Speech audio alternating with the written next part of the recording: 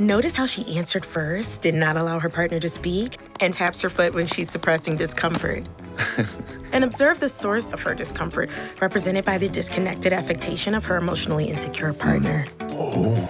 Today we will psychoanalyze a movie that used bunnies and foxes to explain human bias better than any textbook. Zootopia. Did you also watch that one as a kid's movie as an adult and suddenly realize, wait, this was never for kids? And with Zootopia 2 dropping in November, there's one question no one's asking. Why does the sequel matter more now than it ever did in 2016? Because here's the truth. If you're living in 2025, dealing with burnout, stereotypes, pressure, identity, or just trying to figure out your place in a world that loves putting people in boxes, Zootopia wasn't just entertainment. It was a psychological blueprint for how society really works. So in the next few minutes, I'm breaking down the hidden psychology inside Zootopia, the stuff you felt but couldn't explain, and why the sequel will hit harder now that the world has changed.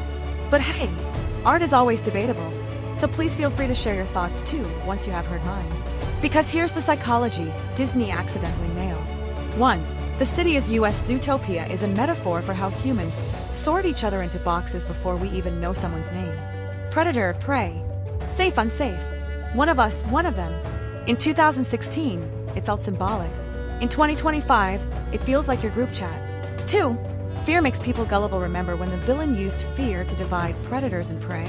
Yeah, that wasn't an animal problem. That was a mirror. Fear is the easiest psychological shortcut. It shuts down logic and opens up manipulation. Kids saw drama. Adults saw headlines. 3. Stereotypes aren't funny. Judy being underestimated because she's a bunny? Nick being seen as naturally suspicious because he's a fox? That's not comedy.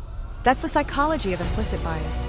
And most of us still fight that every single day without even realizing it. But here's the part people miss. Zootopia doesn't shame you for having bias. It teaches you how to question it, gently, emotionally, without calling you a bad person. That's why the movie works for 5-year-olds and 50-year-olds. It meets you at your level. And now with Zootopia 2, the emotional stakes are higher because we've lived through everything the first movie warned us about. Division, check. Fear, check. Labels, too many checks. Everyone trying to outrun who they're supposed to be? Yeah, big check. Which is why the sequel matters more than ever.